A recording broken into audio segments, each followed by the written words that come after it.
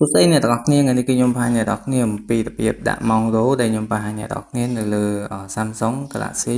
S9 Plus អញ្ចឹងដើម្បីដាក់ mount row អ្នកទាំងអស់គ្នាគ្រាន់តែចុចមកកន្លែង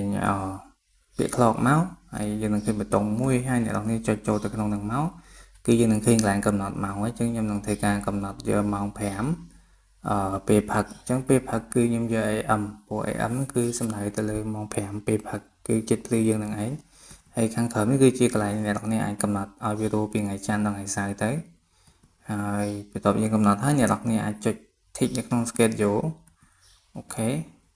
យើងឲ្យវា schedule នោះចាប់ពីថ្ងៃណាមកអញ្ចឹងណាអញ្ចឹងខ្ញុំឲ្យវាចាប់ពីថ្ងៃ8ដោយសារវានៅថ្ងៃខាងស្អែកព្រោះឥឡូវយើងហួសមកពេលផឹកហើយអញ្ចឹងបន្តមកទៀតគឺខាងក្រោមជាកន្លែងដែលអ្នកនរគ្នាអាចដាក់ឈ្មោះ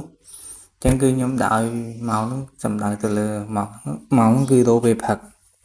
អូខេអញ្ចឹងគឺតែប៉ុណ្្នឹងគឺយើងបានហើយតែយើងចូលទៅខាងក្នុងហ្នឹងដើម្បីធ្វើការសេរីតិចតួចគឺអ្នកនរអាចសេរីកន្លែងនេះគឺសំដៅទៅលើ sound ringtone អ្នកនរអាចសេរីបានតែ sound ហ្នឹងគឺសម្រាប់ពេលញ័រហើយនេះបានគឺ sound សម្រាប់យើងបើកឲ្យលឺអញ្ចឹងគឺកន្លែងវា tick នៅលើ ringtone morning glory ហ្នឹងហើយអញ្ចឹងយើងចេញមកខាងមួយទៀតគឺកន្លែងខាងក្រោមនេះគឺជារយៈពេលបានខាងលើគឺជារយៈពេលអញ្ចឹងយើងឲ្យវារោចន្លោះរយៈពេល5នាទីហើយខាងក្រោមមួយទៀតគឺវានឹងរោឡើងវិញក្នុងរយៈពេល3នាទីតែប៉ុណ្ណឹងមកគឺយើងនឹងបានម៉ោងរោពេលផឹកមួយហើយតែដូចអ្នកនរគ្នាឃើញអញ្ចឹងបើអ្នកនរគ្នាចង់ឲ្យវារោពេលថ្ងៃឬក៏បង្កើតបេតុងមួយទៀតគឺអ្នកនរគ្នាចុចទៅលើកន្លែងសញ្ញាបូកហើយយើងនឹងបានម៉ោងមួយទៀតហើយកន្លែងហ្នឹងគឺខ្ញុំចង់កំណត់ម៉ោងមិន10ពេលថ្ងៃអូខេឬក៏ម៉ោង2 10ពេលថ្ងៃអញ្ចឹងយើងធ្វើការ scroll ទៅលើម៉ោងដែលយើងចង់ដាក់មកគឺម៉ោង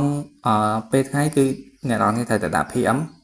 កន្លែងនេះខ្ញុំអូសទៅ PM ហើយដល់ពេលខ្ញុំ record ខ្ញុំ scroll មកដាក់ AM អញ្ចឹងកន្លែងហ្នឹងបើអ្នកនរគ្នាចង់ដាក់ពេលថ្ងៃគឺអ្នកនរគ្នាត្រូវតែ scroll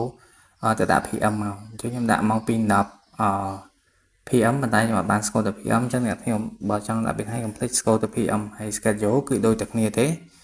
កំណត់ដូចជាការពីវគ្គមុនអញ្ចឹងវីដេអូនេះគឺមានតែប៉ុណ្្នឹងអ្នកនរគ្នាបើចូលចិត្តកុំភ្លេចចុច like comment subscribe អ្នកមួយផងហើយបើមានកន្លែងណាខុសឆ្គងក៏សូមអ្នកនរគ្នាអធិស្ឋានផងជម្រាបលាយើងនឹងជួបគ្នានៅវីដេអូក្រោយ